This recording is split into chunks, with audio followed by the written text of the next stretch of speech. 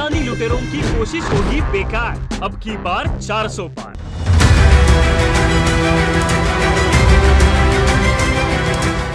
नमस्कार, आप देख रहे हैं रितम और मैं हूं आपके साथ सौम्या श्री। देश भर में चुनाव का माहौल है और इस दौरान कई ऐसे घटनाक्रम घटित हो रहे हैं जिस पर आज ही नहीं बल्कि बाद में भी बात की जाती है। जैसे एक चुनाव की बात है जिसमें एक ही नाम के 11 उम्मीदवार एक ही सीट से चुनावी मैदान में उतर गए थे। हालात ऐसे हो गए थे कि बीजेपी और कांग्रेस पार्टी दोनों ही चुनाव आयोग के पास बारी बारी से शिकायत करने के लिए पहुंच गए थे। आप देख रहे हैं किस्सा लोकतंत्र का और आज के इस एपिसोड में हम बात करेंगे चुनाव से जुड़ी इस दिलचस्प और मजेदार कहानी के बारे में। ये बात है 10 साल पहले साल 2014 लोकसभा चुनाव की। छत्तीसगढ़ की एक सीट थी महासमुंद सीट। इस सीट पर बीजेपी और कांग्रेस पार्टी के प्रत्याशी आमने सामने थे। कांग्रेस पार्टी के प्रत्याशी का नाम था अजीत जोगी, वहीं बीजेपी पार्टी के प्रत्याशी का नाम था चंदूलाल साहू। ये चुनावी मुकाबला तब और दिलचस्प हो गया जब चंदूलाल साहू नाम के 10 और प्रत्याशी इस सीट से चुनाव लड़ने के लिए खड़े हो गए। ये सभी उम्मीदवार निर्दलीय चुनाव लड़ रहे थे और इनके चुनाव निशान गुब्बारा, ceiling fan, bat, auto rickshaw, bread, TV, बल्लेबाज, बेल्ट, ब्लैक बोर्ड और बॉटल थी। बताया जाता है कि तब बीजेपी कैंडिडेट चंदूलाल साहू ने इसकी शिकायत चुनाव आयोग से की थी। बीजेपी कैंडिडेट चंदूलाल साहू का मानना था कि कांग्रेस पार्टी के प्रत्याशी ने जानबूझकर ऐसे लोगों को चुनाव में खड़ा किया है जिनके नाम उनके नाम से मिलते हो। बीजेपी प्रत्याशी चंदूलाल साहू का कहना था कि एक ही नाम के 11 उम्मीदवार अगर एक सीट से चुनाव मैदान में उतर जाएंगे तो आम वोटर्स के बीच कंफ्यूजन पैदा हो जाएगी कि किसे वोट दे और इसका भारी नुकसान उन्हें ही मिलेगा क्योंकि उनका ही नाम है चंदूलाल साहू।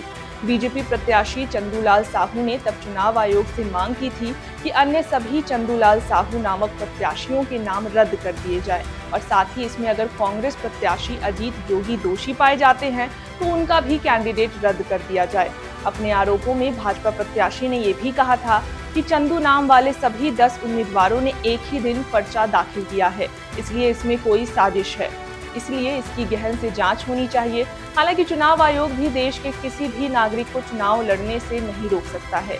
नाम चाहे जो भी हो, चुनाव आयोग किसी भी तरह से भेदभाव नहीं कर सकता है। यही कारण था कि अन्य 10 चंदू नाम के उम्मीदवारों का चुनाव पर्चा खारिज नहीं किया गया था। वैसे तो आप इतना जानते ही होंगे कि नामांकन दाखिल करने के बाद जब किसी कारणवश किसी कैंडिडेट को अपना नाम वापस लेना होता है तो वो नाम वापसी के दिन अपना नाम वापस ले सकते हैं। लेकिन 2014 के इस चुनाव में दिलचस्प बात ये थी कि नामांकन वापसी वाले दिन अन्य 10 चंदूलाल साहू नामक उम्मीदवार अंडरग्राउंड हो गए थे। वो कहाँ थे, कहाँ गायब हो गए, किसी को कोई खबर नहीं थी। आपको बता दें कि चुनाव से पहले इस सीट पर जितना बवाल हुआ था, ठीक चुनाव के नतीजे आने के बाद भी बवाल हुआ।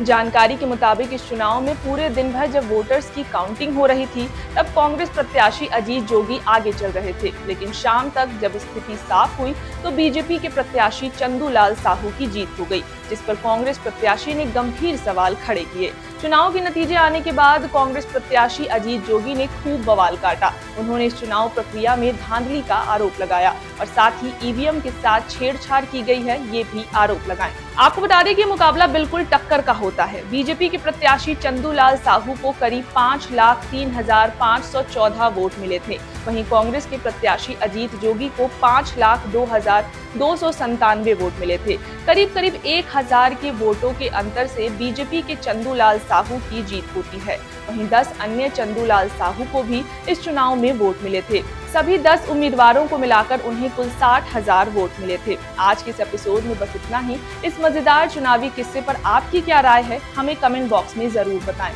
और ऐसे ही राजनीतिक किस्से कहानियां जानने के लिए देखते रहें किस्सा लोकतंत्र का। धन्यवाद।